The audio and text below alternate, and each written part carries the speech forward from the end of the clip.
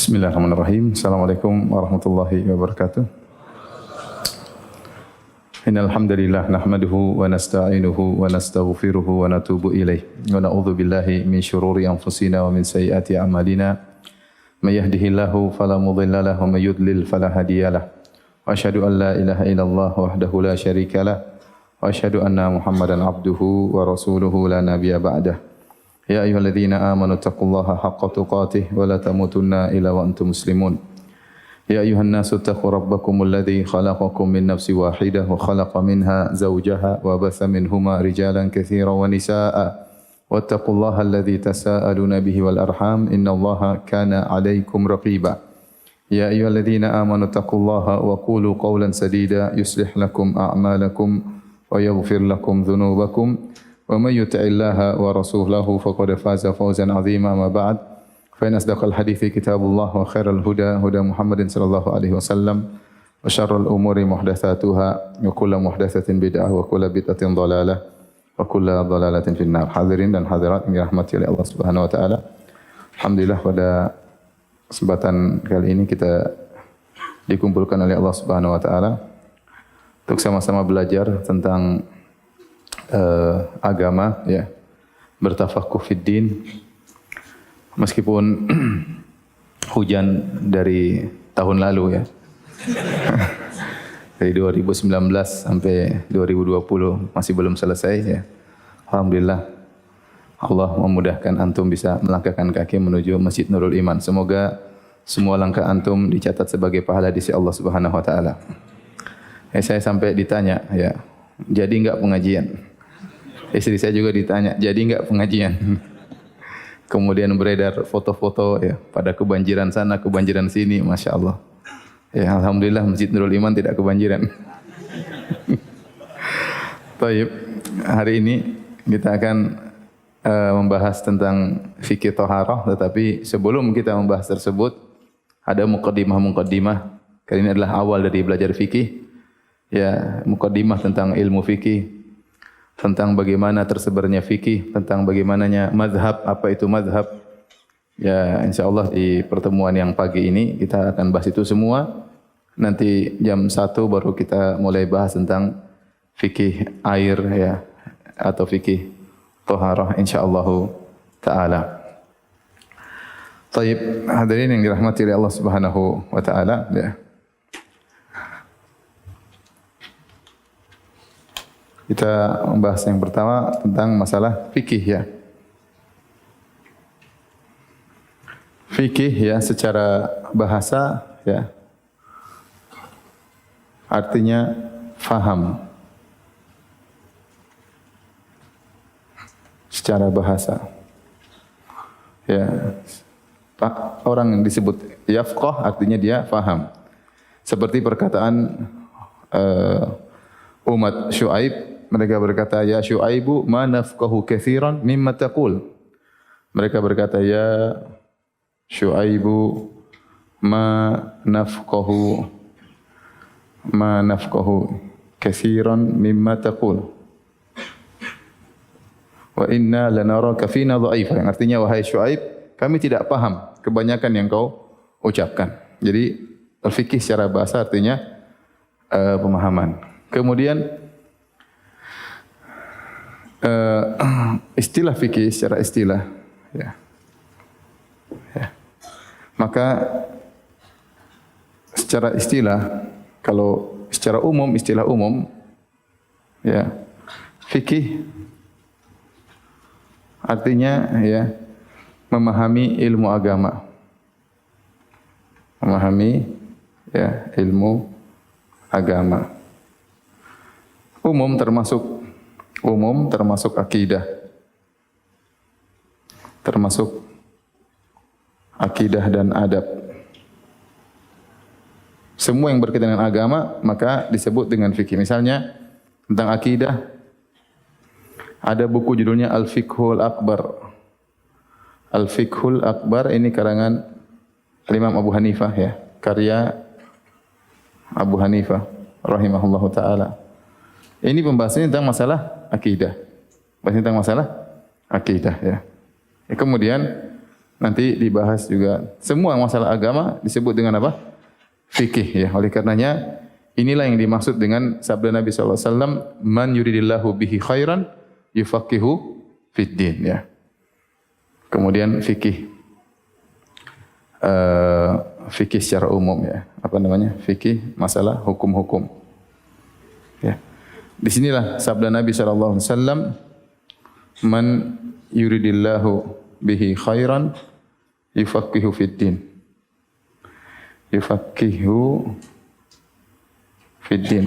Jadi barang siapa yang Allah menghendaki kebaikan baginya, Allah mudahkan dia faqih dalam masalah agama. Faqih di sini bukan hanya maksudnya fikih masalah hukum, taharah, muamalah, tapi berkaitan dengan seluruh masalah agama, ya.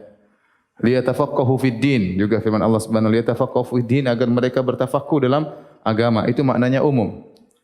Fikih secara umum. Pokoknya semua ilmu agama disebut dengan apa? Fikih. Tetapi kalau istilah khusus ya, maka fikih adalah khusus masalah apa? Ahkam ya. Masalah ahkam. Itu hukum nanti akan kita bahas ya, baik berkaitan dengan fikih toharah atau fikul ibadat, kemudian fikul muamalat, fikul jinayat ya. Itu maksudnya fikih ya. Jadi yang dimaksud dengan fikih di sini ya, ibadat, fikul ibadat, kemudian al-muamalat, kemudian al-jinayat. Jinayat ini maksudnya masalah kriminal, kejahatan dan yang lainnya. Yang kita maksudkan dalam bahasan kita adalah ini, fikih khusus ini. Jadi kita sedang tidak membahas akidah, kita tidak sedang membahas adab, tapi yang mau kita bahas adalah fikih yang berkaitan apa? Hukum, ahkam, khusus. Ini yang mau kita bahas. Adapun keutamaan fikih, tentunya semua dalil yang bercerita tentang pentingnya menuntut ilmu maka masuk dalam masalah ini ya, karena belajar fikih berarti belajar agama. Belajar fikih berarti belajar agama ya. Seperti sabda Nabi sallallahu alaihi wasallam, "Talabul ilmi fardhatun ala kulli muslim." Menuntut ilmu adalah wajib bagi setiap muslim, termasuk ilmu apa? Fikih. Misalnya juga man salaka tariqan yaltamisu fi ilman sahalallahu bihi tariqan ilal jannah. Barang siapa yang menempuh satu jalan dalam rangka untuk menuntut ilmu, Allah mudahkan jalannya menuju surga. Di antaranya ilmu fikih ya. Semua hadis-hadis tentang keutamaan ilmu masuk dalam pembahasan keutamaan menuntut ilmu fikih ya. Kemudian ilmu fikih ada dua ya. Ilmu fikih ya, atau ilmu secara umum.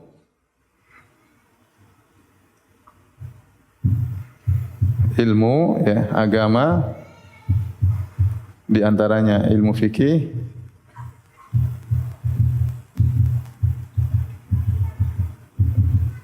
Maka ada yang fardu ain, ada yang fardu kifayah. Fardu kifayah. Fardu ain maksudnya apa? Semua orang harus mempelajarinya, wajib secara pribadi. Wajib secara person, yaitu wajib secara person.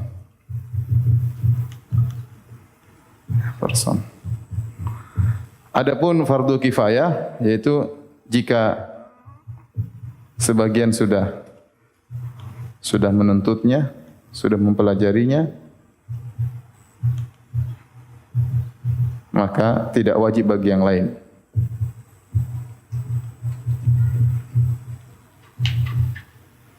Yang lain akan tetapi disunahkan.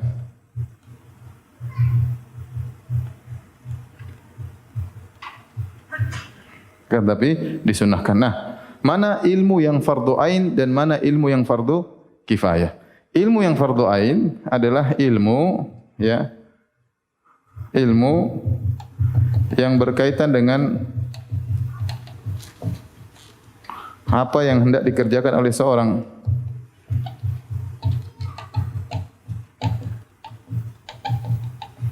Oleh seseorang.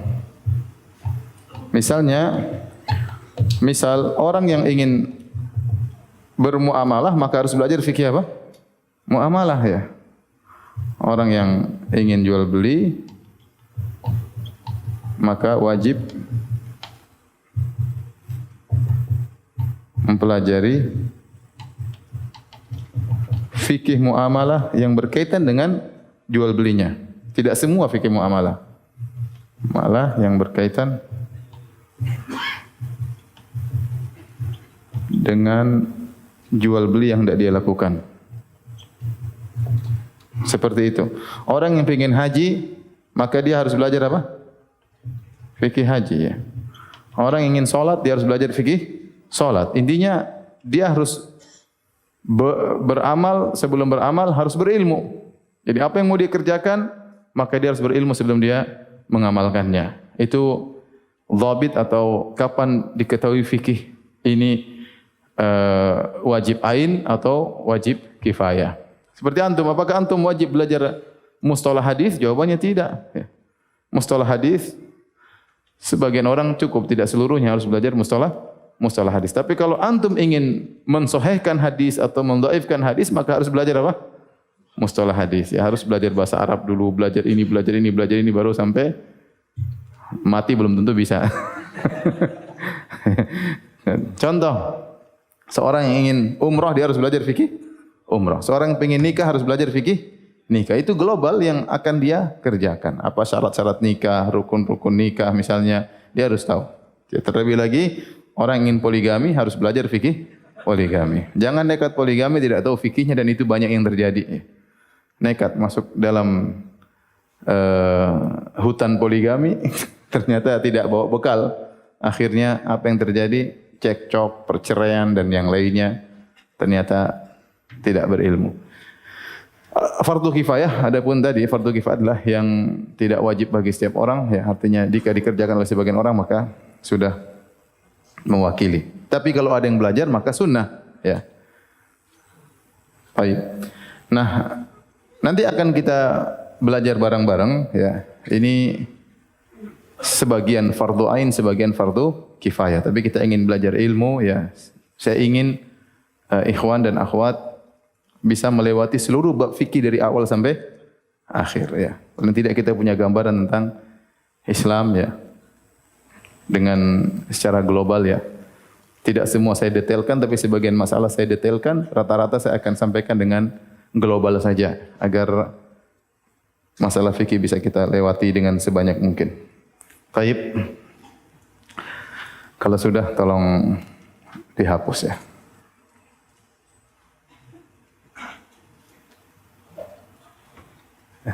Sudah difoto? Tunggu. Sudah difoto? Biar difoto dulu. Biar difoto dulu.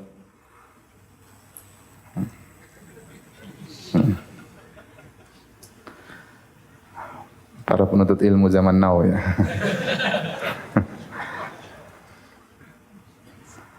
Taib, kalau sudah dihapus.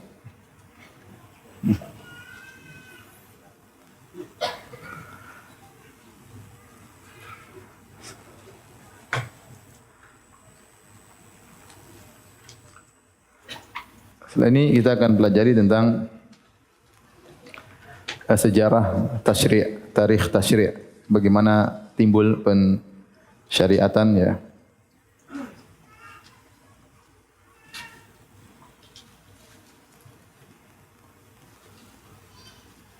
Ya, hapus semuanya. Hapus ya.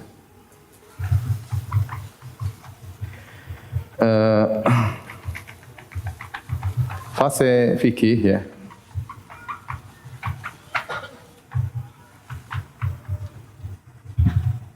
Atau sejarah ya.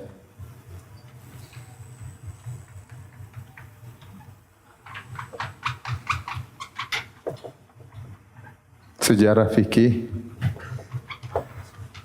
melalui beberapa fase.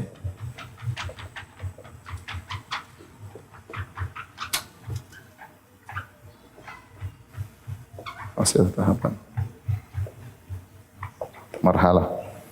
Yang pertama disebut dengan marhalah at-tasyri'.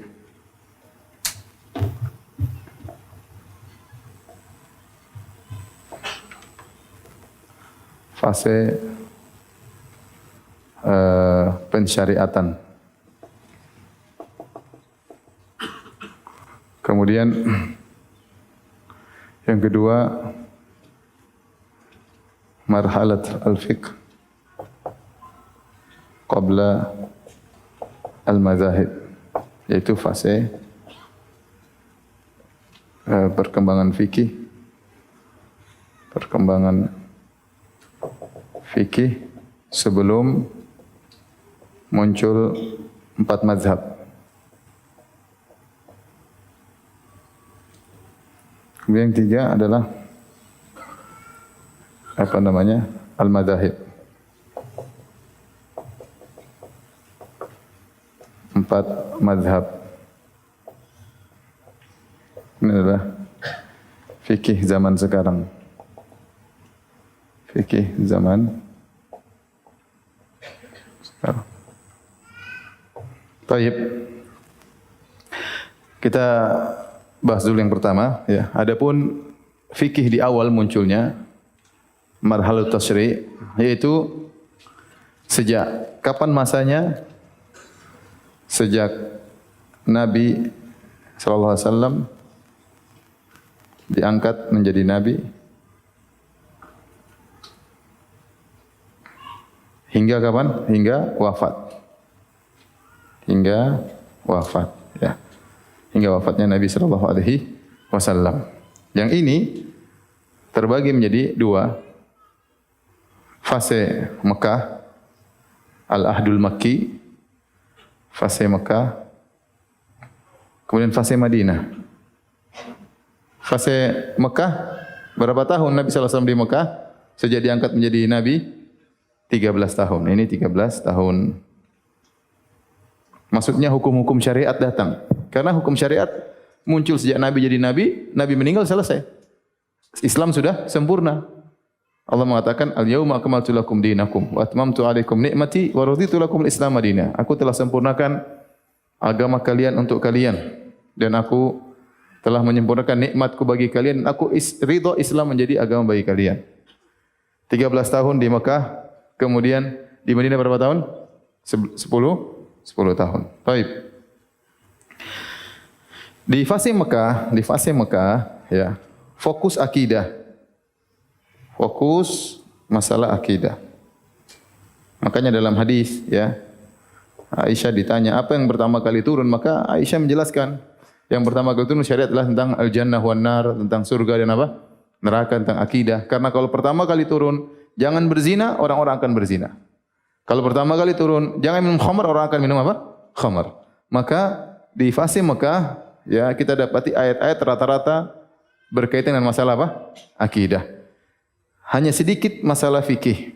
Hanya sedikit masalah fikih. Fikih di sini maksudnya ahkam, ya. Masalah hukum, ya. Kita sekarang bicara fikih dengan istilah khusus. Fikih maksudnya apa? Masalah apa? Hukum. Akidah juga fikih, tapi maksud kita secara tadi yang kita sepakati, fikih dengan istilah khusus itu masalah apa? Hukum. Hanya sedikit masalah fikih. Contoh, solat, disyariatkan solat di fase Mekah. Sekitar 3 tahun sebelum Nabi berhijrah. Yaitu tatkala Nabi Isra Mi'raj. Contoh, wajibnya solat. Contohnya wajibnya solat. Kapan wajibnya solat? Tatkala Nabi Isra Mi'raj sekitar 3 tahun sebelum Nabi berhijrah. Berarti solat fikih atau bukan? Fikih, ya. Tetapi hanya sedikit masalah fikih di kota Mekah karena fokus kepada akidah, ya.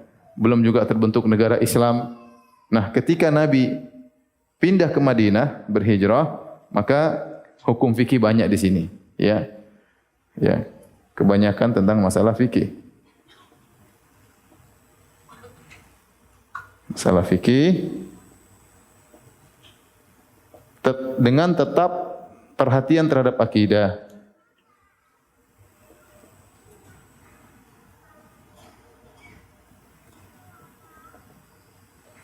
Dengan tetap perhatian terhadap akidah, ya. Bukan berarti di Madinah sudah tidak ada masalah akidah, tetap akidah jalan terus sampai Nabi SAW meninggal dunia, ya. Rasulullah SAW sebelum meninggal mengatakan, la'natullah 'alal yahudi wan nasara ittakhadhu qubur anbiya'ihim masajida. Allah melaknat Yahudi Nasrani, mereka menjadikan kuburan nabi-nabi mereka sebagai masjid. Itu ada masalah akidah, ada masalah fikih. Jadi tetap ada akidah, tetapi di fase Madinah inilah kebanyakan hukum-hukum fikih apa? Turun ya, semuanya di sini. Ya, syariat azan, zakat dan macam-macam di sini ya. Taib. Apa ciri-ciri fase Mekah ya? Atau terus di mana ya? Ya. Ciri-ciri fase Mekah atau ciri-ciri marhalah ini marhalah pertama ya. 2 3 4. Baik, kita ingin bahas tentang ciri-ciri marhalah yang pertama. Apa tadi? Marhalah tasyri', fase pensyariatan.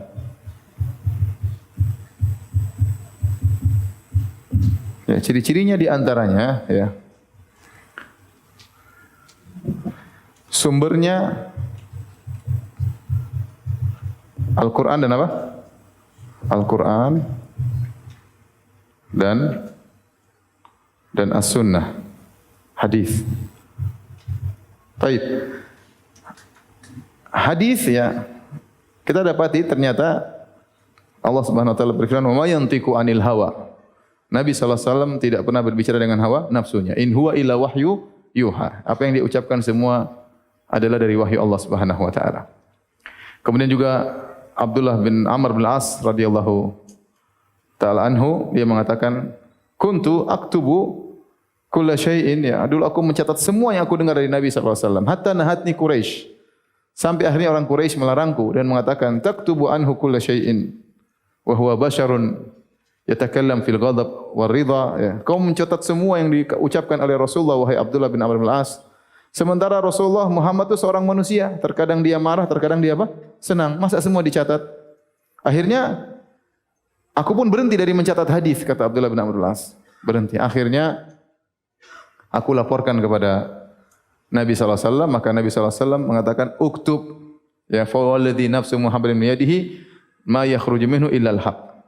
Tulislah wahai Abdullah bin Amr bin As, demi zat yang jiwaku berada di tangannya, tidaklah keluar dari mulutku kecuali apa? Kebenaran ya. Kecuali kebenaran. Nah, Nabi sallallahu alaihi wasallam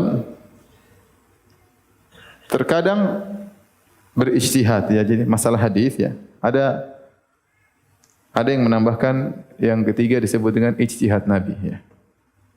Ijtihad Nabi.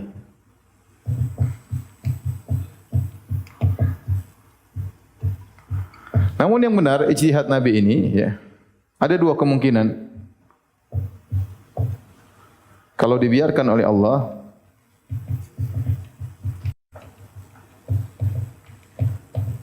tidak ditegur, berarti benar. Nah, kalau tidak ditegur berarti benar, maka ini adalah kembali kepada hadis ya. Yang merupakan apa? Wahyu atau ilham. Ini apa?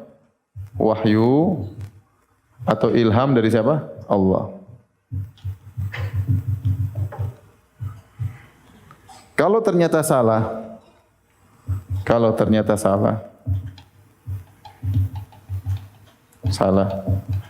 dan dibenarkan oleh Allah,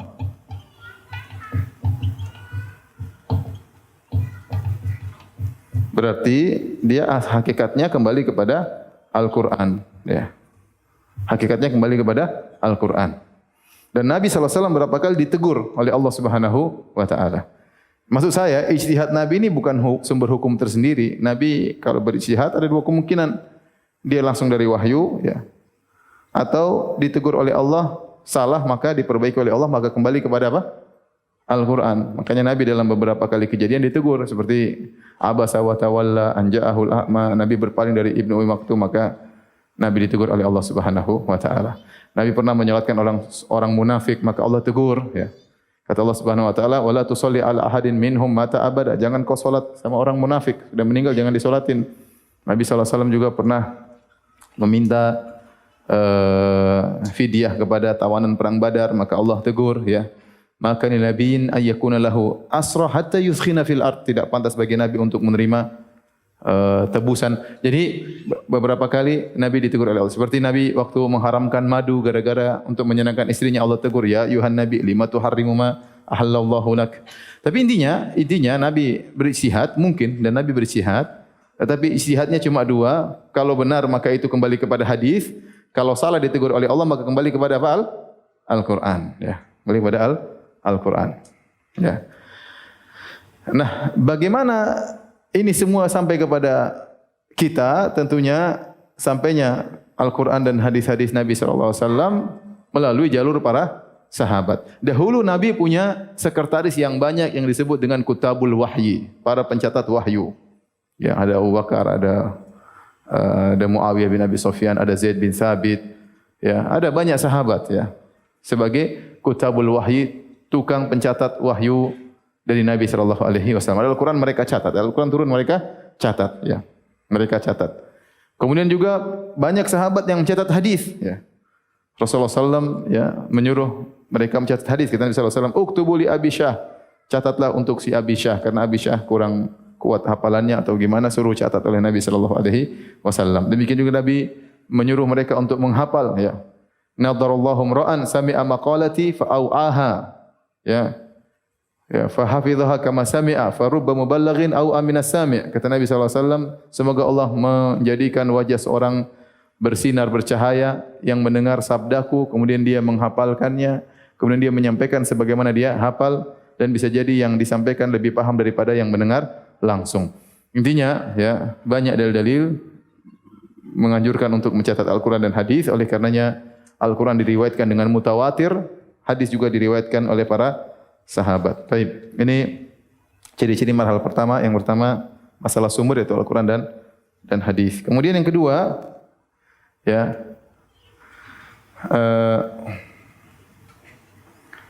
bahwasanya khilaf yang terjadi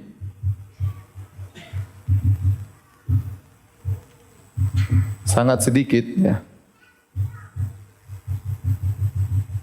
dan selesai di hadapan Nabi sallallahu alaihi wasallam.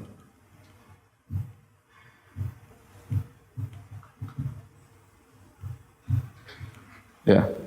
Khilaf yang terjadi di antara para sahabat sedikit dan selesai di hadapan Nabi sallallahu alaihi wasallam. Ya, oleh karenanya contoh seperti Nabi pernah berkata ya, la yusalliyanna ahadun minkum al-asra illa fi Bani Quraidah. Kata Nabi sallallahu alaihi wasallam, jangan salah seorang pun dari kalian salat asar kecuali di kampungnya Bani Quraidah. Maka berangkatlah para sahabat menuju kampung Bani Quraidah. Nabi sudah ingatkan, jangan sekali-sekali seorang salat asar kecuali di kampungnya Bani Quraidah. Ternyata di tengah jalan belum sampai di kampungnya Bani Quraidah sudah tiba waktu salat asar. Maka khilaflah para sahabat. Khilaflah para sahabat ya. Mereka ya zaman dulu enggak ada medsos ya, enggak bisa telepon Nabi, enggak bisa WhatsApp ya. Ya enggak mau balik lagi terlalu jauh ya. Sekarang kita disuruh serang Bani Quraidah, terus apa yang harus kita lakukan? Maka khilaflah mereka. Sebagian mereka mengambil zahir hadis, jangan kita salat kecuali di Bani Quraidah. Sudah kita tunda salat asar. Sebagian tidak. Maksud Nabi maksudnya segera salat asar.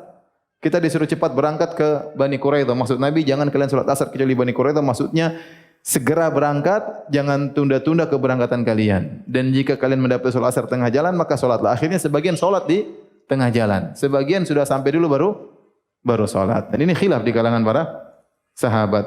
Akhirnya mereka lapor kepada Nabi sallallahu alaihi wasallam, walam yu'annif Nabi sallallahu alaihi wasallam ahadan minhum ya. Nabi tidak mencela salah seorang pun dari mereka ya. Ini terjadi khilaf, tapi ketika dikembalikan kepada Nabi sallallahu alaihi wasallam maka selesai khilaf tersebut ya. Kemudian juga di antaranya seperti kisah Umar dan Ammar bin Yasir radhiyallahu ta'ala anhuma. Dalam Sahih Bukhari, Umar dan Ammar bin Yasir, mereka berdua pernah diutus oleh Nabi sallallahu alaihi wasallam untuk suatu urusan. Tiba-tiba di tengah perjalanan mereka berdua junub. Mereka berdua junub dan tidak ada air. tidak ada air. Maka berselisihlah mereka. Umar bin Khattab tidak sholat. Ya, gimana? Waktu itu belum ada syariat tayamum atau mereka belum tahu syariat tayamum sehingga tidak ada air junub. Gimana? Akhirnya Umar tidak sholat. Ammar bin Yasir beristihad. Akhirnya dia buka bajunya, maka dia pun menggantikan pasir sebagai air, maka dia gulingkan badannya semuanya di tanah. Fatamarraqtu kama tamarraqud dabbah.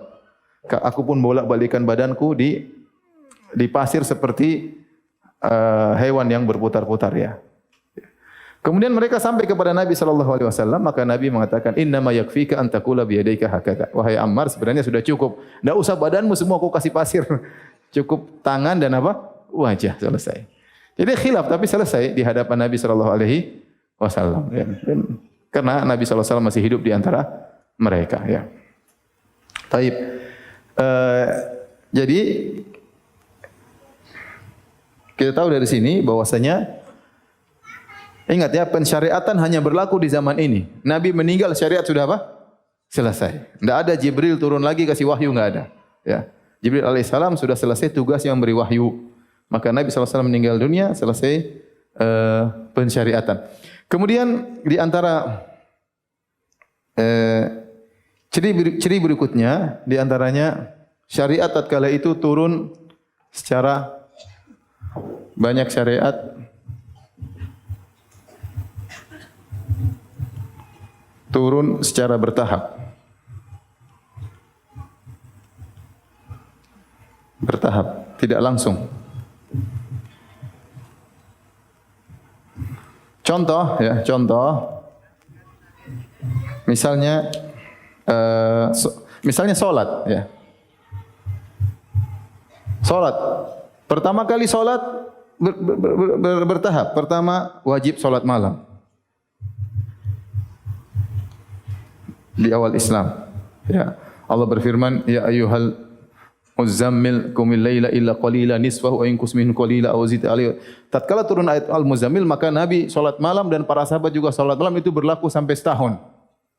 Sampai turun ayat terakhir, Allah tunda penurunan ayat yang terakhir. Ayat terakhir turunnya faqra'u ma tayassara minal Qur'an, maka setelah itu tidak lagi wajib salat malam. Setelah itu berpindah kepada wajib salat.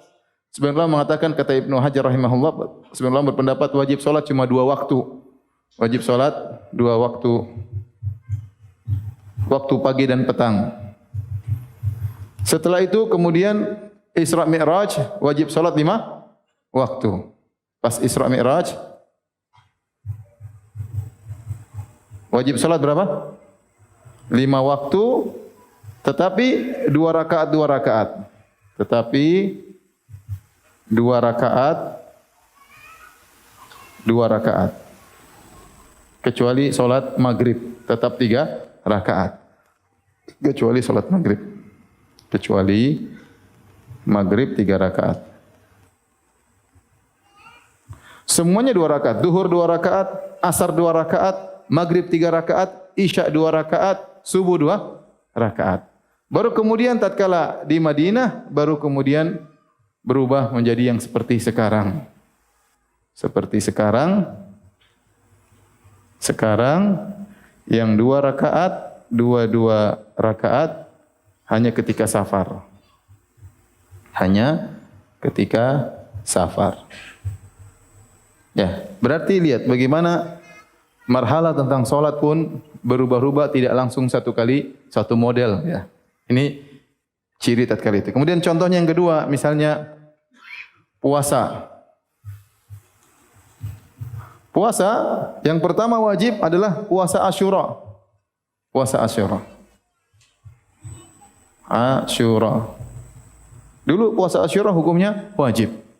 Kemudian turun, ya ayyuhalladzina amanu kutiba alaikumusyiyamu kama kutiba alal ladzina min qablikum, maka wajib puasa Ramadan. Wajib puasa Ramadan. Wajib puasa Ramadan. Yang Asyura jadi sunnah, yang Asyura jadi sunnah. Sunnah. Kemudian wajib puasa Ramadan pun tidak langsung seperti sekarang ya. Awalnya hanya boleh makan sampai sebelum tidur. Sebagaimana kita bahas dalam fikih puasa. Jadi kalau seorang terakhir makan jam 9 malam, kemudian dia tidur, dia kebangun jam 1 sudah enggak boleh makan lagi sampai maghrib depan. Ya. Jadi kalau sudah tidur repot ya. Oleh karenanya dulu pertama kali puasa hanya terakhir boleh sahur, bukan sahur, hanya terakhir boleh makan sampai sebelum apa? Tidur. Terakhir boleh makan awalnya, tapi terakhir boleh makan hingga sebelum tidur.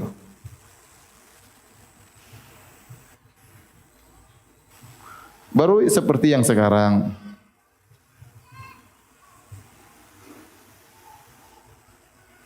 Contoh juga zakat. Zakat juga demikian. Zakat di awal di fase Mekah masih disuruh bersedekah tanpa ada kadar tertentu. Zakat. Nanti setelah di Madinah baru ada aturan-aturannya. Ya. Zakat pun demikian ya. Misalnya apa? Zakat. Ketika di Mekah tidak ada kadar tertentu, tidak ada kadar tertentu. Ketika di Madinah baru ada kadar tertentu.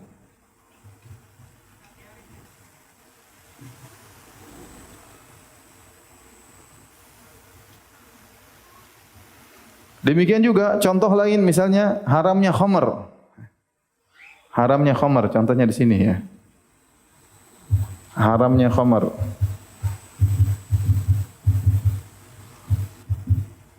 Melalui beberapa fase. Yang pertama, Allah hanya menyebutkan secara isyarat bahwasanya khamr itu kurang baik.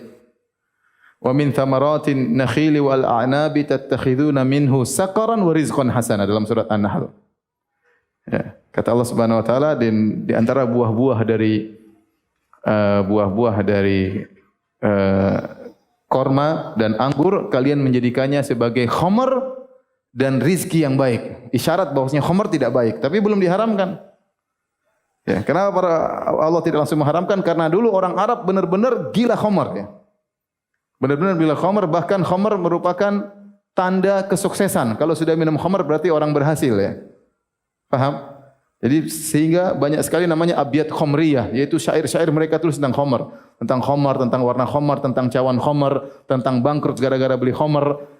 Sampai disebut dengan abyat khamriyah tentang syair-syair tentang khamr karena mereka benar-benar gandrung dengan khamr. Oleh karenanya pengharamannya tidak bisa langsung sekaligus tapi dia bertahap. Tahapan yang pertama adalah isyarat saja, isyarat khamr itu buruk. Khamr itu buruk. Yang kedua menjelaskan bahwasanya khamr mafsadanya lebih besar daripada manfaatnya. Yas'alunaka 'anil khamri wal maisir kul fihima ithmun kabirun wa manafi'u linnas wa ithmuhuma akbaru min naf'ihima. Dalam surah Al-Baqarah. Kata Allah Subhanahu wa taala, mereka bertanya kepada engkau tentang khamr dan perjudian, katakanlah bahwasanya pada khamr dan perjudian itu ada manfaat, tetapi dosanya lebih apa? Lebih besar daripada manfaatnya. Penjelasan tentang yang kedua penjelasan tentang mudaratnya khamr. Belum haram, belum. Masih tahapan. Ini pun ada fasenya. Pertama baru isyarat, yang kedua mudarat ya. Yang ketiga baru kemudian Allah larang minum khamr kalau mau salat. Ya ayyuhalladzina amanu la taqrabus salata wa antum sukara hatta ta'lamu ma taqulun. Wahai orang beriman, janganlah kalian mendekati salat sementara kalian dalam kondisi mabuk sampai kalian sadar apa yang kalian ucapkan. Karena ada seorang sahabat yang salat sambil teler ya. Kemudian dia baca qul ya ayyuhal kafirun la a'budu ma ta'budun. Dia muter-muter itu. Karena dia enggak tahu apa yang dia ucapkan. Maka dilaporkan kepada Nabi, maka turunlah firman Allah Subhanahu wa taala, orang beriman, kita saja enggak teler kadang muter-muter. Ini apa? Karena enggak tahu bahasa Arab. Ya, jadi akhirnya turun ayat tersebut, wahai orang beriman, jangan kalian salat tatkala dalam kondisi mabuk. Jadi maksudnya apa? Kalau minum khamr jauh-jauh enggak apa-apa ya. Minum khamr ba'da isya enggak apa-apa, yang penting subuhnya waras. Ya. Tapi jangan minum khamr pas sahur. Karena nanti subuhnya teler. Jadi tidak diharamkan secara mutlak tapi diharamkan waktu tertentu. Tidak langsung haram ya. Yang ketiga tadi apa? Diharamkan pada waktu tertentu. pada waktu tertentu. Waktu khusus yaitu menjelang salat. Yang keempat baru haram secara mutlak. Yaitu ya ayyuhalladzina amanu innamal khamru dalam surat Al-Maidah. Ya ayyuhalladzina amanu innamal khamru wal maisiru wal ansabu wal azlamu rijsun min amali syaitani fajtanibuhu la'allakum tuflihun. Innama yuridu syaitanu ayyuqi'a bainakumul adawata wal baghdha'a fil khamri wal maisir wa yasuddakum an dzikrillahi wa anis salat fahal antum muntahun. Turunlah ayat tersebut, wahai orang beriman, sungguhnya judi, khamr, mengundi nasib, patung-patung adalah najis, maka jauhilah. Sungguhnya setan ingin mengadu domba di antara kalian, permusuhan di antara kalian dengan khamr dan perjudian. Fahal antum muntahun, apa kalian tidak meninggalkan? Akhirnya baru khamr diharamkan secara total. Tapi ini semua adalah bertahap. Paham? Ini hanya terjadi di marhala ini ya. Ya. Apakah kita boleh seperti ini di zaman sekarang? Ya enggak boleh. Kita bilang ente minum khamar, ente enggak apa. Nanti sebelum sholat aja ente enggak boleh minum khamar. Ente pada isya boleh minum khamar. Enggak, sudah selesai. Sekarang khamar secara haram secara apa? Mutlak. Tidak boleh kita bilang kita pengharaman khamar secara tadriji, secara bertahap untuk zaman sekarang, enggak boleh. Ya. Enggak boleh. Ente baru masuk Islam, udah sholatnya 2 rakaat dulu ya. Enggak. Sudah selesai itu. Syariat secara bertahap sudah selesai tatkala di zaman pensyariatan ya. Silakan dipoto ya.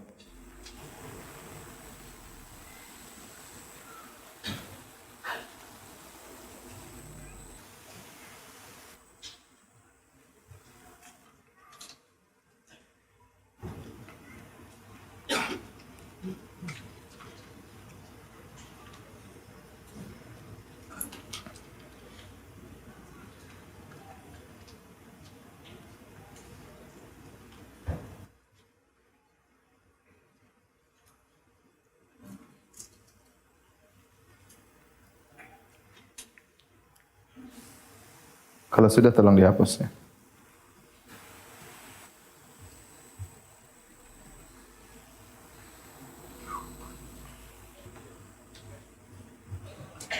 Sudah, baik. Baik, sekarang marhalah kedua ya. Marhalah tasyri' sudah selesai. Sekarang marhalah yang kedua adalah fikih sebelum apa? Sebelum 4 mazhab. Ibnu Qayyim rahimahullah ta'ala menyebutkan bahwasanya di zaman sahabat, kata Ibnu Qayyim dalam Ilamul Muwaqqi'in, Ibnu Qayyim bahwasanya di zaman sahabat ada kurang lebih 130 sahabat yang dinukilkan fatwa mereka. Fatwa-fatwa mereka. Yang mereka ini bisa terbagi menjadi 3 ya. Yang pertama yang banyak fatwanya.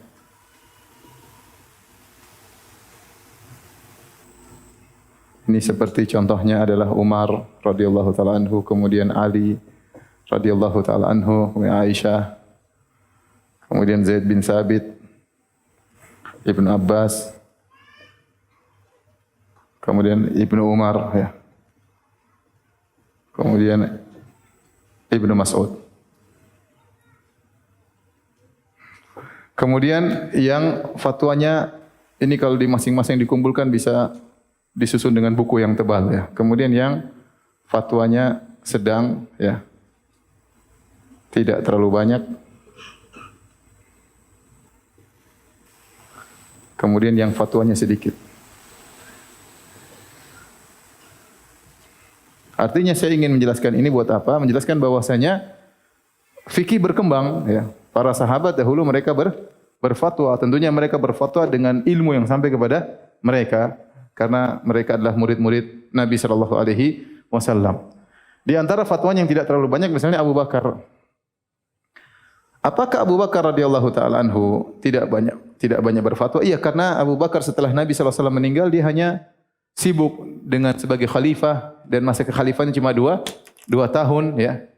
Sehingga kemudian tidak banyak berfatwa, apalagi di zaman beliau waktu itu banyak sekali orang-orang yang murtad sehingga Abu Bakar sibuk untuk mengurusi stabilitas keamanan negara ya. Oleh karenanya fatwa yang sampai kepada kita dari Abu Bakar radhiyallahu anhu tidak banyak ya. Beda dengan Umar. Umar 10 tahun lebih ya jadi khalifah dan banyak kejadian-kejadian sehingga banyak fatwa-fatwa dari Umar bin Khattab radhiyallahu taala anhu ya.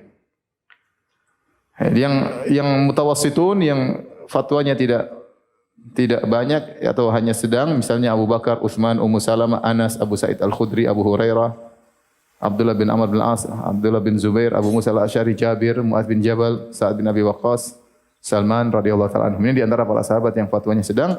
Adapun fatwanya yang sedikit, di antaranya kata Ibnu Qayyim dalam I'lamul Muwaqqi'in, misalnya Abu Darda, Hasan dan Husain, Ubay bin Ka'ab, Abu Ayyub, Asma binti Abi Bakar, Zaid bin Arqam, Thauban, Buraidah dan yang lainnya. Ya, tapi kita ingin jelaskan bahwasanya fatwa-fatwa para sahabat ternukilkan. Nah, bagaimana kita tahu fatwa-fatwa mereka? Maka kita bisa melihat di buku-buku yang meriwayatkan fatwa-fatwa mereka seperti di Musannaf Abdul Razzaq As-San'ani Al-Yamani, kemudian juga Musannaf Ibni Abi Syaibah. Di situ dinukilkan Ibnu Abbas begini, Ibnu Umar begini, Umar begini, Ali begini ya. Ya bukunya tebal, Ibnu Abi Syaibah saja tebalnya kayak apa ya. Situ banyak fatwa-fatwa para sahabat dinukilkan situ, sikap-sikap mereka ya. Demikian juga kitab Al-Awsat Ibnu Al-Munzir ya. Ini juga menukil para sahabat. Kemudian kita juga bisa dapati fatwa para sahabat tersebut dalam fikih, kitab-kitab fikih Al-Muqaran atau kitab-kitab perbandingan mazhab. Biasanya mereka menukil fatwa-fatwa sahabat tapi tidak pakai sanad. Adapun yang bersanad di Musannaf Abdul Razzaq dan Musannaf Ibni Abi Syaibah dan Al-Awsat Ibnu Al-Munzir. Ini kalau kita ingin tahu fatwa-fatwa para sahabat. Taib. Setelah itu ya berkembanglah ya fikih di zaman tabi'in ya. Sebelumnya disebutkan oleh Ibnul Madini, Ali bin Al-Madini berkata, ada 3 sahabat yang mereka pengikutnya banyak. 3 sahabat yang mereka pengikutnya banyak ya. Tersebarnya ilmu sahabat.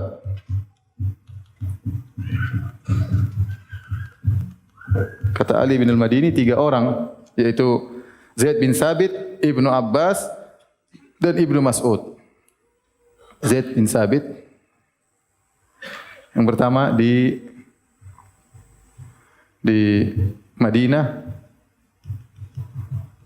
ada namanya Zaid bin Sabit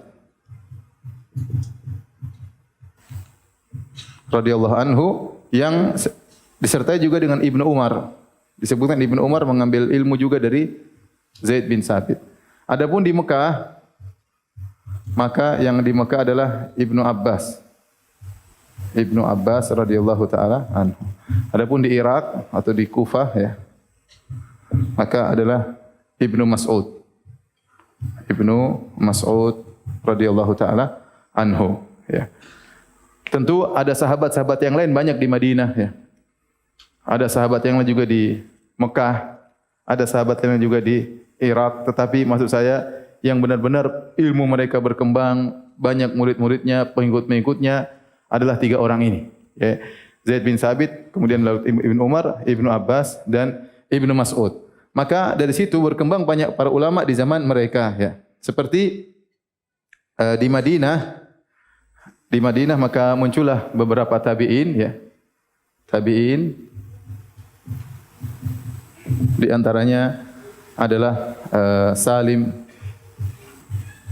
ya, kemudian Nafi' Maula Ibnu Umar, kemudian Az-Zuhri ya. Kemudian namanya Al-Fuqaha Sab'ah. Ahli fikih 7 orang.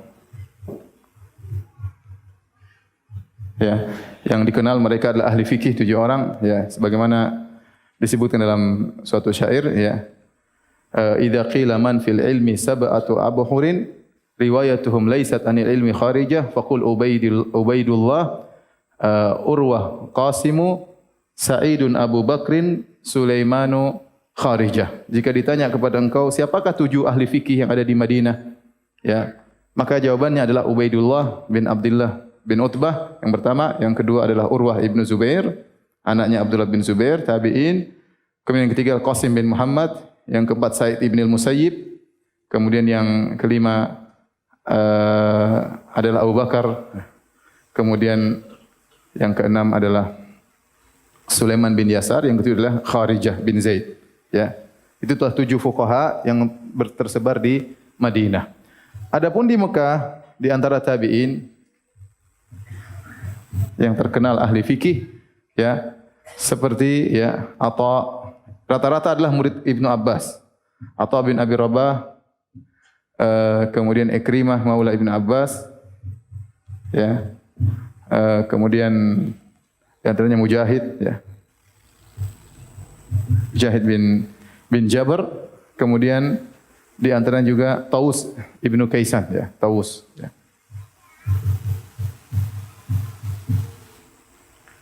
Adapun di Irak, maka kita bisa bagi dua menjadi Basrah dan Kufah, ya. Irak bisa dibagi menjadi dua, yaitu di Basrah dan Kufah. Kufah. Basrah di zaman tabi'in, ya. Seperti siapa? Seperti Hasan al-Basri. Al-Hasan al-Basri, ya. Terkenal Hasan al-Basri. Kemudian di antaranya Ibnu Sirin, Abu Qilabah dan Qatadah, ya. Muhammad bin Sirin, Ibnu Sirin, kemudian Abu Qilabah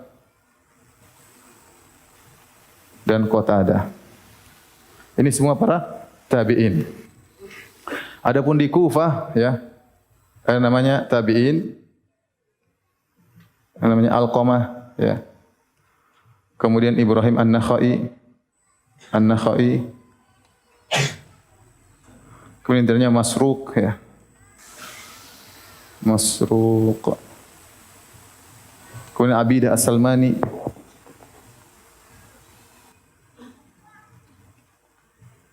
Ini semua para fuqaha di zaman tabi'in. Kemudian Syuraih Al-Qadhi, ya. Taib. Fikih berputar di sekitar mereka. Tentunya di zaman tabi'in ini semua, masing-masing atau di zaman para sahabat, di zaman tabi'in para fuqaha ini, masing-masing seperti imam mazhab, masing-masing semua jago fikih. Ya, masing-masing semua jago fikih, ya. Artinya salah seorang dari mereka bisa dianggap sebagai imam mazhab, ya. Tetapi belum terbentuk empat mazhab. Nanti akan kita jelaskan setelah ini, ya. Taib, kalau sudah tolong dihapus, ya. Tadi fuqaha sabah sudah hafal? Siapa? Siapa fuqaha sabah tadi siapa? Pertama, nomor 1 Ubaidullah bin Abdullah bin Utbah. Kemudian apa? Urwah bin Zubair. Kemudian siapa lagi? Qasim bin Muhammad.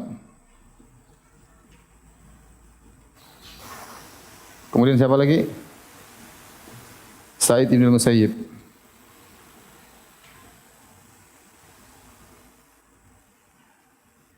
Kemudian siapa lagi?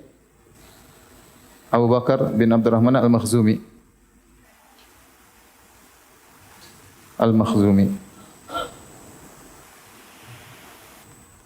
Kemudian yang keenam Sulaiman bin Yasar. Yang ketujuh Kharijah bin Zaid.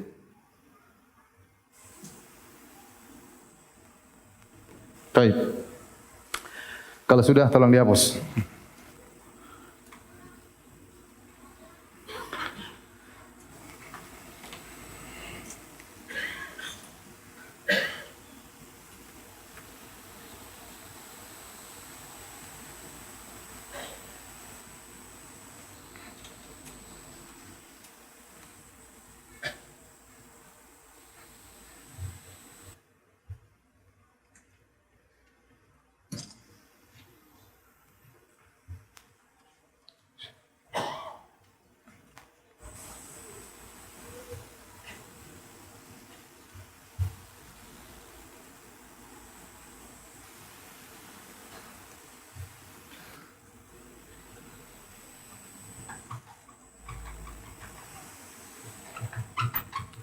Tapi sekarang kita masuk pada marhalah yang ketiga, yaitu fikih empat mazhab. Ya. Yang ketiga,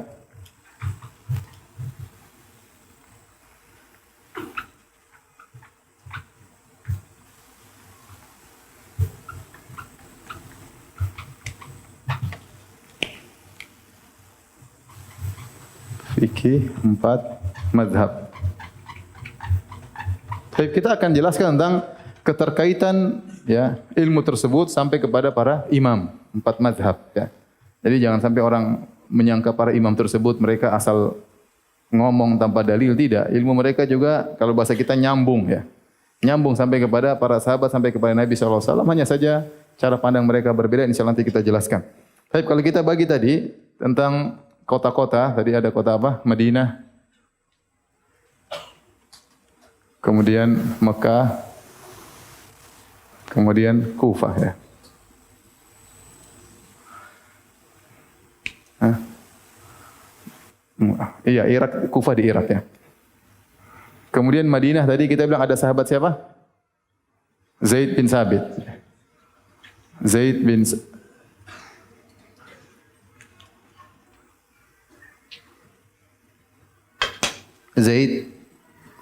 bin Sabit, kemudian kepada siapa? Ibnu Umar.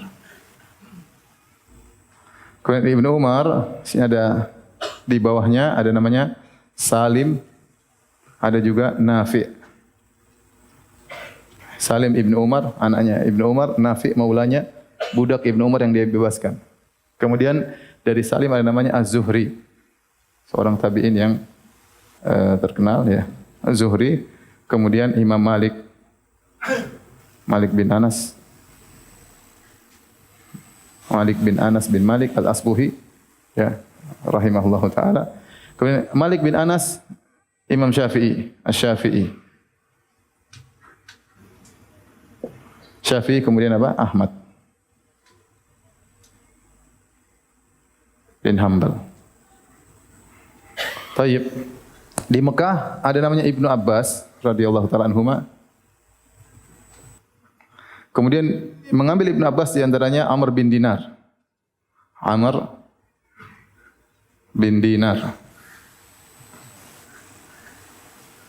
Kemudian Amr bin Dinar diambil Sufyan bin Uyainah.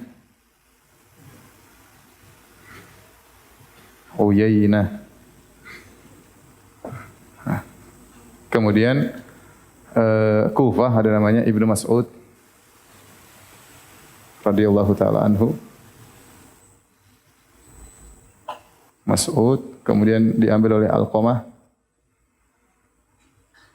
kemudian Ibrahim An-Nakhai,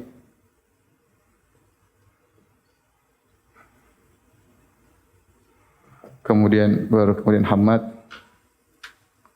Hammad bin Abi Sulaiman, gurunya Abu Hanifah, baru kemudian Imam Abu Hanifah. Imam Hanifah punya murid di antaranya adalah Abu Yusuf. Kemudian ada namanya Muhammad bin Hasan Asy-Syaibani. Bin Al-Hasan Asy-Syaibani. Taib. Imam Syafi'i berguru kepada siapa? Lihat ini yang Malik bin Anas ya. Imam Syafi'i berguru kepada siapa? Imam Malik. Imam Syafi'i dan Imam Ahmad, susah tidak dikatakan Imam Ahmad berguru kepada Imam Syafi'i, tapi mereka akron, yaitu Imam Syafi'i mendapat ilmu dari Imam Ahmad juga mendapat ilmu dari siapa? Imam Syafi'i. Maka kita boleh balikkan panahnya dua. Ya. Mereka saling apa? Saling sharing lah. Ya. Kemudian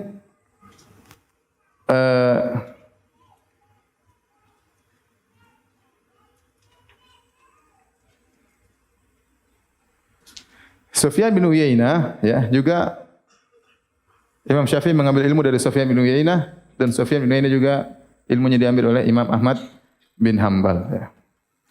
Sementara Muhammad bin Hasan Asy-Syaibani ya. Jadi yang paling tua ini Abu Hanifah, ini nomor 1, mazhab pertama. mazhab kedua, mazhab ketiga, mazhab keempat. Muhammad bin Hasan Asy-Syaibani dia menimba ilmu dari Imam Malik ya. Makanya dia meriwayatkan Muwatta. Padahal dia muridnya Abu Hanifah ya. Dia meriwayatkan Muwatta dari Imam Malik bin Anas. Kemudian dia juga berhubungan dengan Imam Syafi'i. Imam Syafi'i belajar dari Muhammad bin Hasan Asy-Syaibani, Muhammad bin Hasan Asy-Syaibani juga mengambil faedah dari Imam Syafi'i. Ya. Oleh karenanya, kalau kita lihat secara sekilas, bahwasanya empat mazhab ini, 1, 2, 3, 4, sebenarnya mereka ada hubungan. Ya. Mereka ada keterkaitan.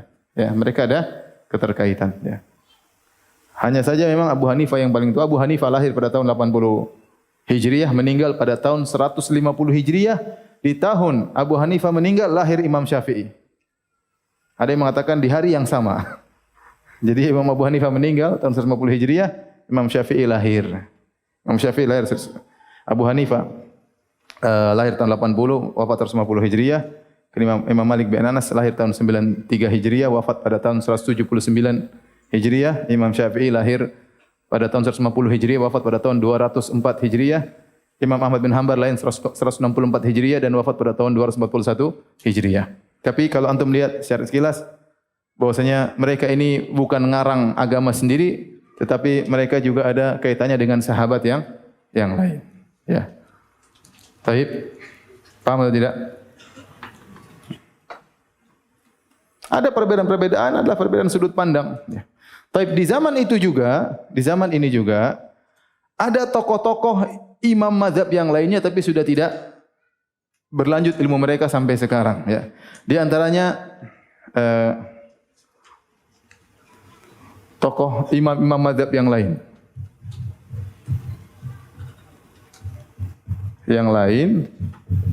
Tapi sudah punah kalau bahasa kita ya. Sudah punah, tidak ada penerusnya. Tidak ada penerusnya. Di antaranya siapa? Di antaranya Hasan al-Basri. Al-Hasan al-Basri.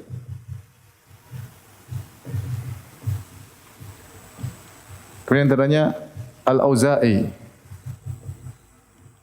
Kemudian antaranya Sufyan ats-Tsauri.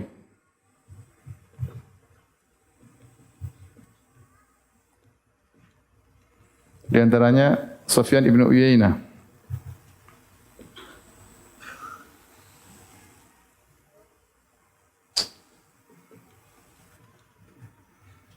Kemudian di antaranya Al-Laits bin Sa'ad. Kemudian di antaranya Abu Thawr. Di antaranya Daud Al-Zahiri.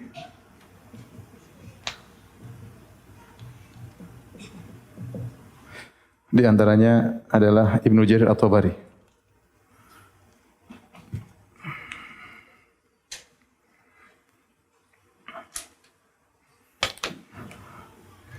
Ishaq bin Rahuyah. Ishaq bin Rahawai atau Rahawai. Kemudian Ibnu Jarir At-Tabari.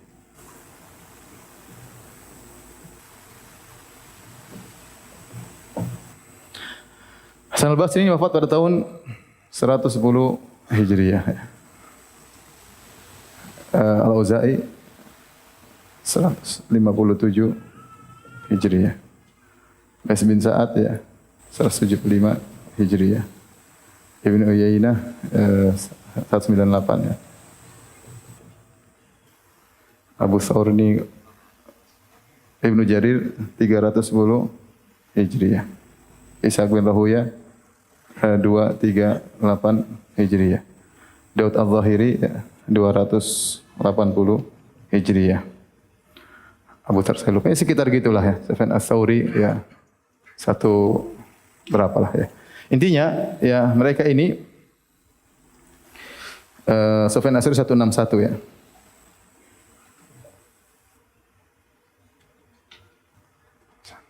Ini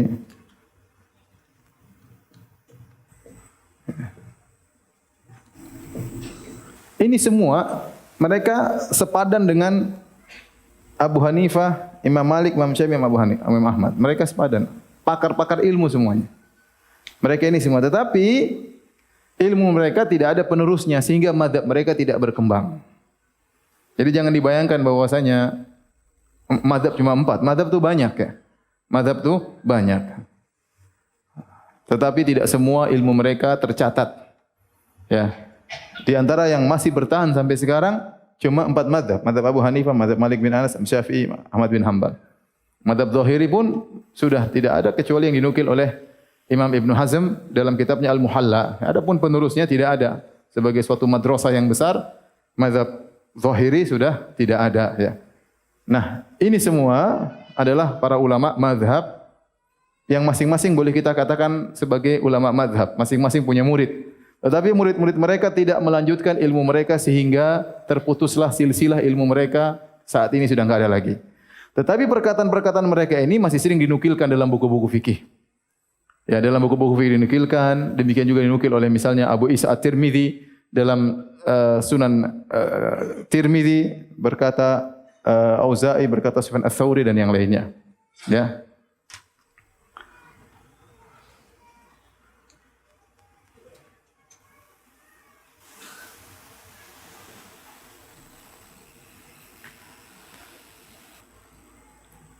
Hasan al-Basri di Basrah, Sufyan Ats-Tsauri di Kufah, Al-Auza'i di Kufah, Laits bin Sa'ad di Mesir. Laits bin Sa'ad di Mesir ya. Ishaq bin Rahuyah di Naisaburi ya. Kemudian Ibnu Jarir At-Tabari di Baghdad, Abu Thawr juga di Baghdad, Ibnu Uyainah di Mekah. Ibnu Jarir At-Tabari yang punya tafsir At-Tabari ya. Ibnu Tafsir At-Tabari. Dia juga punya pendapat fikih banyak, pendapat-pendapatnya sering dinukil, tapi seperti suatu madrasah sudah tidak ada sampai sekarang. Sekarang kalau kita yang belajar fikih Al-Auza'i enggak ada yang ngajarin. Kalau ada yang mau belajar fikih Hasan al-Basri enggak ada yang ngajarin. Belajar fikihnya Laits bin Sa'ad enggak ada yang ngajarin. Kenapa? Sudah enggak ada murid-muridnya sampai sekarang. Tapi kalau antum ingin belajar fikih Abu Hanifah ada. Ingin belajar fikih Imam Malik ada. Ingin belajar fikih Syafi'i ada, Ahmad bin Hanbal juga ada. Saya ulangi tadi, Abu Hanifah tadi wafat tahun berapa? 150 Hijriah. Malik bin Anas 179. Imam Syafi'i 204. Imam Ahmad bin Hanbal 241. Hijriah. Baik.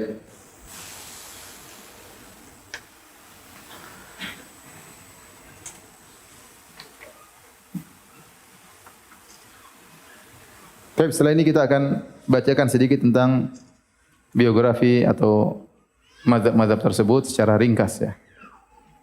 Atau kita tinggal sedikit ya. Kalau sudah tolong dihapus.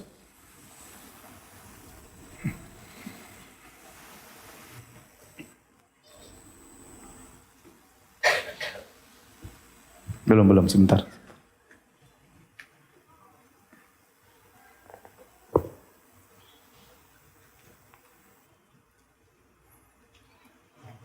Tapi ini baru mukadimah ya, belum belajar belum belajar fikih. Fikih belajar jam 1 habis ini. Tapi hapus. Antum masih sabar?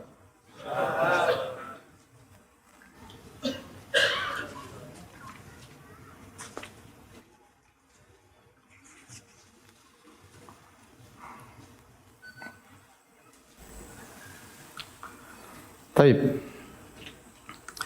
Kita akan bahas Al-Imam Abu Hanifah rahimahullahu taala ya. Beliau ya semua ulama mazhab mereka menggabungkan antara ilmu dan ibadah. Ya. Menggabungkan antara ilmu dan ibadah, tidak seperti kita zaman sekarang terkadang ibadahnya kenceng, ilmunya kurang, terkadang ilmunya kenceng, ibadahnya kurang ya. Tapi mereka dahulu mereka menggabungkan antara ilmu dan ibadah. Contohnya Al-Imam Abu Hanifah Nu'man bin Thabit Al-Kufi ya. Ada yang mengatakan dia asalnya dari Persia, ada yang mengatakan dia orang Arab. Ada khilaf ya. Disebutkan di antara biografi Imam Abu Hanifah, beliau baca Al-Quran 30 juz dalam satu rakaat. 30 juz dalam satu rakaat. Oleh karenanya Abu Asim An-Nabil berkata, "Kana Abu Hanifah yusamma al-watat." Abu Hanifah disebut dengan al-watat, ya. Ya, itu diam aja di kasrati salati karena dia ya seperti tali yang tidak pernah bergerak karena terlalu sering apa? Salat, ya. Ada seorang berkata kepada Abu Hanifah, "Ittaqillah, wahai Abu Hanifah, bertakwalah kepada Allah." Maka wajahnya pun menguning, kemudian dia pun menundukkan pandangannya. Kemudian dia berkata, "Jazakallahu khairan." Ya. Ma ahwajan nas kula waqtin ila man yaqulu lahum mithla hadza. Betapa banyak manusia perlu diingatkan dengan seperti ini. Dia tidak mengatakan ente siapa? Bilang saya bertakwa kepada Allah. Tidak. Ente mau ya. Terkadang orang punya ilmu terkadang angkuh ya. Terkadang apa? Angkuh ya. Sebagaimana juga Imam Abu Hanifah disebutkan sama orang tuanya begitu sangat berbakti. Ibunya ya suka dengar ceramah seseorang di masjid ya. Sehingga dia bilang sama Abu Hanifah, ya saya ingin nanya sama si fulan di masjid ya. Abu Hanifah tidak mengatakan tanya saya aja ibu. Ya, saya ini orang paling alim di zaman saya. Enggak. Dan semua sepakat orang paling alim di zamannya Abu Hanifah. Tidak ada yang mengalahkan apa? Kealimannya. Tapi Abu Hanifah dengan penuh tawadhu'nya ibunya dibawa kepada orang tersebut tukang ceramah di masjid tapi ilmunya kurang. Maka Abu Hanifah mengatakan, "Wahai fulan, ini ibuku mau tanya masalah." "Ya kenapa enggak tanya antum?" "Ya dia maunya sama kamu." Akhirnya, "Apa masalahnya, Bu?" "Masalahnya gini." Kata tukang ceramah tadi, "Menurut antum apa Abu Hanifah?" Jawabannya begini, "Itu pendapat saya kayak gitu sama." Abu Hanifah dengan penuh tawadhu'nya dia bawa ibunya, tidak sombong, tidak angkuh ya. Dia tidak mengatakan, "Bu, saya ini orang paling alim." Tanya sama teman-teman kalau enggak percaya, enggak. Saking pinternya Abu Hanifah ini kalau sudah berhujah, saking pinternya. Pernah ditanya kepada Imam Malik, "Hal ra'aita Abu Hanifah?" "Wahai Imam Malik, pernahkah Anda melihat Abu Hanifah?" Kata Imam Malik, "Na'am, pernah. Ra'aitu rajulan law kallamaka fi hadhihi sariyah an yaj'alaha dhahaban laqama bi hujjati." Aku melihat seorang lelaki yang sangat cerdas. Kalau dia bilang sama engkau, ini tiang ini dari emas, dia pakai hujahnya, dalilnya, argumentasinya pasti kau benarkan. Padahal dari batu. Tapi kalau dia ngomong, saking hebatnya dia ngomong, kau bisa percaya bahwasanya batu ini adalah apa? Emas. Maksudnya ini menggambarkan bagaimana hebatnya Abu Hanifah dalam berhujjah. Kata Imam Syafi'i, "An-nasu fil fiqhi iyalun ala Abu Hanifah." Fikih semua kembali kepada Abu Hanifah. Taib. Adapun masalah ya, sejarah mazhabnya ya ini antum tidak perlu tahu karena ini panjang lebar buku-bukunya apa saja ini buat mutakhassisin ya, para spesialis dalam masalah ini. Imam Malik ya Abu Abdullah Malik bin Anas ya. Demikian juga adalah seorang yang menggabungkan antara ilmu dan ketakwaan ya. Saudaranya ditanya, "Apa kesibukan Malik di rumahnya?" Kata saudarinya, "Maka qalat al-mushaf wa tilawah." Kesibukan Imam Malik kalau di rumah baca Quran dan membuka apa? Mushaf, itu kesibukannya. Seperti kita. Baca HP dan buka apa? WhatsApp. Sama-sama baca dan buka, tapi yang fokusnya berbeda. Imam Malik ditanya, apa kesibukan saudarinya ditanya, "Apa kesibukan Imam Malik?" Buka mushaf dan baca Al-Qur'an.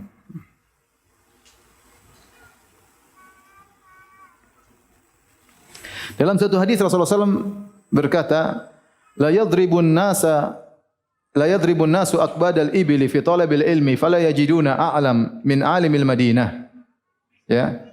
Sungguh manusia akan benar-benar bersafar untuk menuntut ilmu, mereka mencari seorang yang alim dan mereka tidak akan menemukan orang yang lebih alim daripada alimnya kota Madinah. Banyak ulama mengatakan yang dimaksud adalah Imam Malik. Ini Rasulullah pernah memuji seorang. Kata Nabi, suatu saat ada suatu zaman di mana orang akan bersafar untuk menuntut ilmu dan mereka tidak menemukan orang yang lebih alim daripada tokoh alim di Madinah. Banyak ulama kata Az-Zahabi dalam Syiar Al-A'lam Nubala, di antaranya Ibnu Uwainah mengatakan yang dimaksud oleh Nabi adalah Imam Malik. Karena di zaman dia yang paling apa? Yang paling alim di zaman tersebut ya. Imam Malik rahimahullahu taala. Imam Malik juga berkata, "Ma aftaitu hatta syahida li sab'una anni ahlun lidzalik." Aku tidak pernah berfatwa sampai 70 ulama mempersaksikan bahwasanya kau boleh berfatwa ya. Inilah Imam Malik rahimahullahu taala. Demikian juga ada perjalanan mazhabnya dari zaman Imam Malik, murid berikutnya siapa, kemudian zaman berikutnya sampai terbentuknya buku-buku fikih juga ada sejarahnya. Imam Syafi'i rahimahullahu taala bernama Muhammad bin Idris Asy-Syafi'i Al-Mutallabi, dan dia bertemu dengan nasabnya Nabi di Abdu Manaf. Ya, Nabi sallallahu alaihi wasallam namanya Muhammad bin Abdullah bin Hashim bin Abdul Muttalib bin Hashim bin Abdi Manaf, ya. Imam Syafi'i dari Ibnul Muttalib ibn Abdi Manaf. Ibnul Muttalib ibn Abdi Manaf. Jadi ketemunya di Abdu Manaf dengan Nabi sallallahu alaihi wasallam, makanya Imam Syafi'i Quraisy, dari apa? Quraisy, dari Quraisy. Di antara ibadahnya Imam Syafi'i, kana Syafi'i yakhtimul Quran fi syahri Ramadan 60 khatmah. Imam Syafi'i di bulan Ramadan mengkhatamkan Quran 60 kali. Yaitu siang sekali, malam sekali. Selama 30 hari. Insyaallah. Antum bisa? Kata muridnya Rabi' bin Sulaiman, kana Syafi'i qad jazza al-lail. Imam Syafi'i membagi malam menjadi 3. Fa thuluthuhul awwal yaktub. Sepertiga malam pertama beliau nulis. Wathani, sepertiga malam yang kedua, yusalli, beliau salat. Wathalith yanam, sepertiga malam terakhir beliau tidur, ya. Imam Syafi'i hafal Quran umur 7 tahun dan hafal Muwatta ribuan hadis tatkala umurnya 10 tahun, ya. 10 tahun, ya. Bahkan gurunya Muslim bin Khalid Az-Zanji mengizinkan dia untuk berfatwa padahal umurnya masih 15 tahun. Ya, 15 tahun sudah bisa berfatwa. Ini bukan berfatwa di Jakarta, di medsos. Sekarang banyak tukang fatwa di medsos. Ini fatwa bayangkan di kota Mekah, ya, yang situ tersebar banyak orang alim, dia diizinkan untuk berfatwa oleh gurunya, umurnya masih berapa tahun? 15 tahun. Berarti ilmunya luar biasa. Ya, kita 15 tahun masih apa? Kita 60 tahun masih apa? Jangan kan 15 tahun. Kita sekarang udah 40, 45. Bahasa Arab belum bisa, ya. Malu sama anak-anak Madinah, masih kecil sudah tahu bahasa Arab.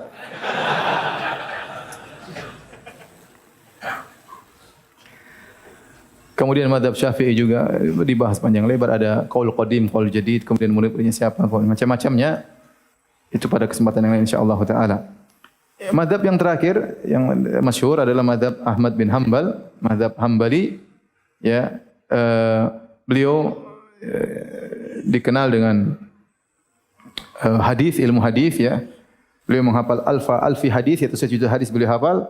Kata Ibnu Jauzi, tafa Ahmadud dunya marratain fi jam'il musnad. Untuk menulis musnad Imam Ahmad yang sekarang dicetak berapa jilid tahu? 20 atau berapa puluh jilid. Imam Ahmad keliling dunia 2 kali, ya. Di mana ada tempat di situ ada riwayat dia datang. Bukan sekedar duduk, enggak, dia datang, situ ada guru, dia datang ngambil riwayat, datang ke sana ngambil riwayat, datang ke sana ngambil riwayat, ya, sampai puluhan ribu hadis, ya. Sampai bersafar begitu lama, ya. Bagaimana semangat untuk menuntut ilmu. Makanya wajar dia hafal sanad, ya, karena dia ngambilnya, ya. Ke sini dia ingat, ya, hafal sanad dari siapa, ngambil sanad dari siapa. Kemudian dia tahu tentang rawi-rawi semua yang ada di sini. Dalam hadis, dalam musnad Imam dia tahu kedudukan rawi-rawinya, dia tahu. Sehingga dia tahu hukumnya dhaif atau sahih, dia ngerti, ya. Dia ngerti, ya. Dia tahu betul tentang rawi hadis yang dia ambil riwayat darinya, ya.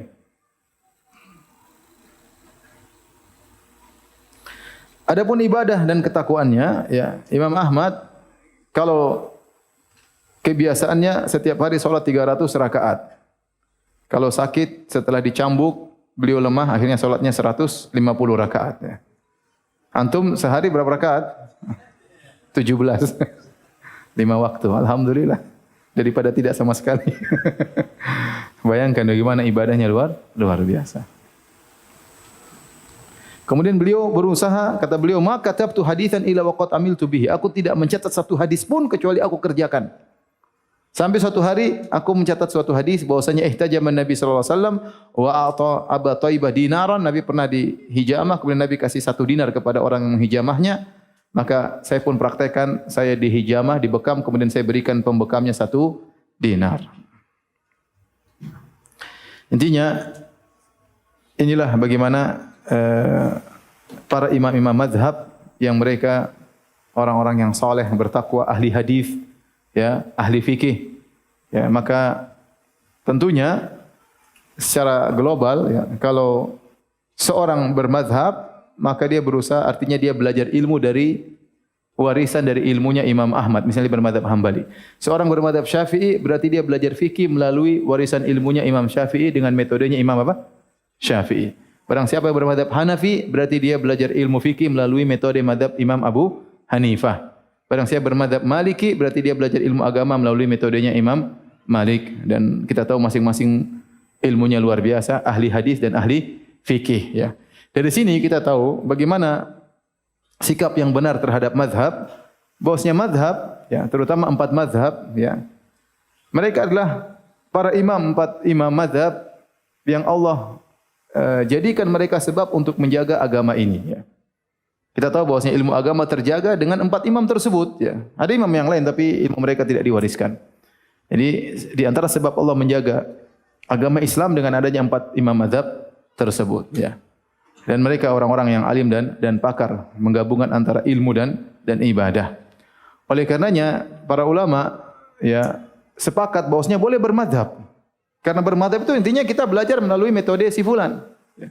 Maka tidak benar seorang anti madhab, itu enggak benar. Ada orang datang-datang kemudian tidak boleh bermadhab, tidak boleh bermadhab. Terus maksudnya gimana?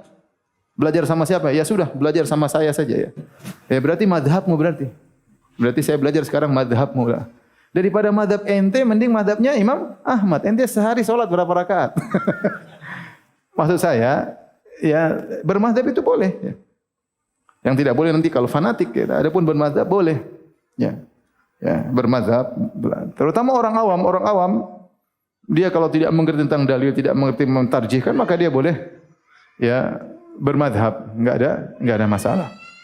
Adapun timbul propaganda anti madhab, itu propaganda yang salah. Ya, karena para ulama salaf dahulu mereka kebanyakan bermadhab. Ya, kebanyakan bermadhab. Ya.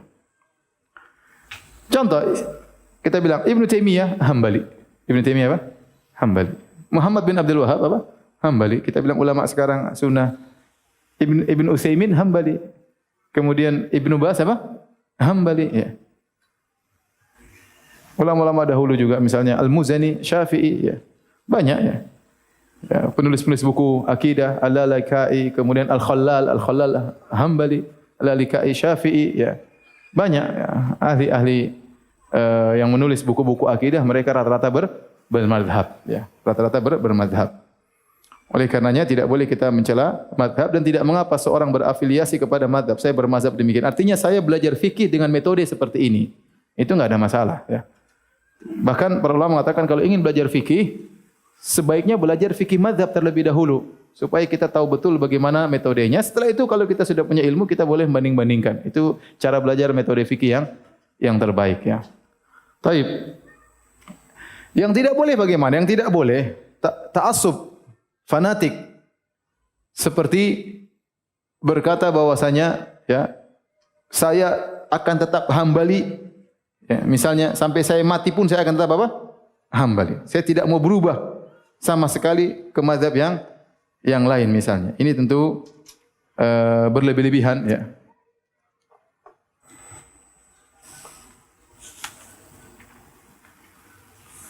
Karena para ulama mazhab tersebut ya tidak ada yang menyuruh murid-muridnya untuk bertaklid kepadanya. Seperti ada seorang ulama pernah berkata, "Ana hambaliyun ma hayitu wa in amut fa wasiyati linnasi an yatahambalu." Aku adalah seorang bermadzhab Hambali. Selama aku masih hidup aku Hambali. Kalau aku mati pun aku Hambali. Dan wasiatku kepada manusia agar jadi madzhab Hambali. Yang lain gimana ya? Ini ta'assub dari madzhab Hambali. Demikian juga misalnya dari seorang ulama madzhab Hanafi, ya, ta'assub ya. Sampai dia berkata, al-aslu anna kulla ayatin tukhalifu qawla ashabina fa innaha tuhmalu ala nasakh aw tarjih. Wal aula an tuhmal ala ta'wil min jihati taufik. Hukum asalnya setiap ayat yang menyelisih pendapat ulama-ulama kami Hanafi, maka dianggap mansuh. Atau harus ditarjih, dikalahkan. Atau yang lebih utama untuk ditakwil. Ini ada bentuk apa? Fanatik ya. Lebih daripada itu, pernah timbul fanatik luar biasa, sampai terjadi permusuhan, sampai sebagian ulama Syafi'i, Hanafi berfatwa tidak boleh menikah dengan wanita dari mazhab apa? Syafi'i. atau tidak boleh menikah dengan lelaki dari mazhab Syafi'i. Sebagian ulama Hanafi berfatwa seorang perempuan Hanafi tidak boleh menikah dengan lelaki Syafi'i, tidak boleh. Tapi kalau sebaliknya boleh. Lelaki Hanafi boleh nikah sama wanita apa? Syafi'i karena dikiaskan dengan ahlul kitab. Artinya ini fanatik berlebihan sampai ribut. Intinya fanatik tidak benar. Contoh di antara bentuk fanatik mengatakan kita harus bermadhab dan tidak boleh keluar dari madhab tersebut. Ini juga tidak boleh. Kalau ente sudah Syafi'i, enggak boleh keluar dari Syafi'i. Semua gerakan ente dari A sampai Z harus bermadhab apa? Syafi'i. Ini juga tidak ada dalilnya sama sekali. Ya. Karena lihat, para ulama madhab banyak. Kenapa ente harus ikatkan saya dengan Syafi'i? Imam Syafi'i rahimahullah ta'ala maksum seperti Nabi? Tidak. Imam Syafi'i saja mengalami perubahan pendapat. Dia dulu punya qaulul qadim waktu di Baghdad, kemudian dia rubah menjadi qaulul jadid waktu beliau pergi ke Mesir. Dia saja berubah pendapat. Imam-imam yang lain pun demikian. Imam Ahmad dalam satu masalah terkadang 5 riwayat. Kadang ngomong begini, kadang ngomong kadang dia berubah-berubah. Ya. Dan mereka semua berwasiat, la tuqalliduni wa la tuqallidu Malikan wa la Syafi'iyan. Jangan kau taklid kepada saya, jangan. Enggak usah jauh-jauh. Imam Syafi'i punya murid namanya Al-Muzani. Al-Muzani punya namanya kitab Mukhtasar Al-Muzani. Dalam kitab Mukhtasar Al-Muzani, Al-Muzani menyampaikan bahwasanya di antara wasiat Imam Syafi'i rahimahullahu taala yaitu tidak boleh bertaklid kepadanya ya. Oleh karenanya kata Al-Muzani dalam Mukhtasar Al-Muzani ma'a i'lamiyati nahyihi an taqlidihi wa taqlidi ghairihi. Dengan peringatan dari Imam Syafi'i untuk melarang bertaklid kepadanya dan bertaklid kepada selain Imam Syafi'i. Jadi semua ulama mazhab melarang untuk taklid dan melarang untuk mentaklid terhadap dirinya sendiri. Ya. Imam Malik pernah diminta untuk muwatta'nya dijadikan hukum di negeri di zaman dia. Dia bilang enggak. Muwatta'at katsira yang tulis buku hadis banyak bukan cuma saya saja. Paham? Dia tidak mengatakan oh iya silakan. Enggak. Abu Hanifah rahimahullah kenapa meninggal dunia? Dia disuruh jadi mufti, enggak mau. Ya, enggak mau sampai disiksa oleh Ibnu Hubairah, dipukul, dicambuk 100 kali. Tidak mau. Setiap hari 10 kali cambukan. Tidak mau jadi mufti. Artinya apa? Dia tidak mau orang taklid sama dia. Dia tahu dia mungkin salah. Ya, maka tidak mau jadi mufti. Kemudian juga di zaman Abu Ja'far Al-Mansur disuruh juga jadi mufti. Dia tidak mau. Akhirnya di penjara, meninggal di penjara. Itu Abu Hanifah rahimahullah ta'ala. Yang kalau bilang sama kita ini batu jadi emas, bisa jadi emas. Dengan dalilnya. Saking apa? Cerdasnya ya. Jadi maksudnya kalau taklid tidak boleh. Tapi seorang bermadzhab boleh saja. Oleh karenanya sebagian ulama mereka bermadzhab tapi mereka tidak taklid buta ya. Terkadang mereka menyelisih mazhab mereka ya. Contohnya Nawawi rahimahullahu taala ya, terkadang menyelisih ulama perkataan yang masyhur dari mazhab Syafi'i. Dia ulama Syafi'i ya. Al-Muzani menyelisih Imam Syafi'i. Enggak usah jauh-jauh. Imam Syafi'i muridnya siapa? Imam Malik. Tapi Imam Syafi'i tidak jadi Maliki. Gampangannya sederhana. Imam Syafi'i muridnya siapa? Imam Malik. Tadi sudah kita gambarkan. Dan Imam Syafi'i tidak menjadi seorang Malikiyah. Imam Ahmad belajar sama Imam Syafi'i. Tapi Imam Ahmad tidak menjadi apa? Syafi'i. Imam Syafi'i juga belajar sama Muhammad bin Hasan al-Syaibani, Hanafi. Tapi Imam Syafi'i tidak menjadi Hanafi. Muhammad bin Hasan al-Syaibani belajar sama Imam Malik. Tidak jadi Maliki. Bahkan dia apa? Hanafi. Abu Yusuf dan Muhammad bin Hasan al-Syaibani betapa sering menyelisih Imam Abu Hanifah. Bahkan dikatakan sepertiga madhab dua muridnya Abu Hanifah ini menyelisih Imam Abu Hanifah. Kenapa? Karena mereka tidak pernah mewajibkan untuk bermadhab. Ya, tapi madhab itu metode belajar. Ya, silahkan orang bermadhab. Ya, yang kita tidak suka ada orang anti madhab. Oh, enggak boleh bermadhab. Terus apa? Fikih apa? Fikih hadis. Fikih hadis maksudnya gimana? Ya. Ini ulama semua ngomong tidak pakai hadis. Mereka ini punya buku hadis. Ya. Mereka semua ahli hadis. Ente apa fikih hadis? Imam Ahmad hafal 1 juta hadis, bukan fikih hadis itu. Emang dia ngomong tidak pakai hadis. Ya. Imam Malik Muwatta itu ngomong fatwa tidak pakai hadis. Terus ente mau bikin fikih hadis bagaimana maksudnya? Ya. Ya, akhirnya dia melarang semua bermadzhab, terus dia bikin buku fikih sendiri. Berarti fikih ente berarti. Gimana? Ente bahasa Arab aja belum tentu beres, Quran belum tentu hafal ya. Kemudian ilmu Arab, bahasa Arab belum tentu pandai, usul fikih tidak pernah tamat ya. Terus mau ngajak orang memerangi mazhab dan harus ikut Anda, ya kita harus tahu diri. Ini para ulama yang sudah jelaskan tadi bukan orang sembarangan. Ya, bukan orang berbicara tanpa ilmu, mereka juga punya ilmu. Kalau ada perselisihan, beda sudut pandang itu wajar ya. Sayang waktunya sudah mau habis ya. Ya, baik, kita istirahat, insyaallah jam 1 kita mulai lagi. Yang mau balik jam 1 siapa? Kalau antum enggak balik, saya juga enggak balik. Yang mau jam 1 balik angkat tangan. Baik ya. Sebagian enggak angkat tangan berarti enggak balik ya. Tapi insyaallah nanti kita mulai masuk membahas masalah air insyaallah. Masalah fikih setelah ini insyaallah taala jam 1. Demikian subhanakallah bihamdik asyhadu an la ilaha illa anta astaghfiruka wa atubu ilaik. Assalamualaikum warahmatullahi wabarakatuh.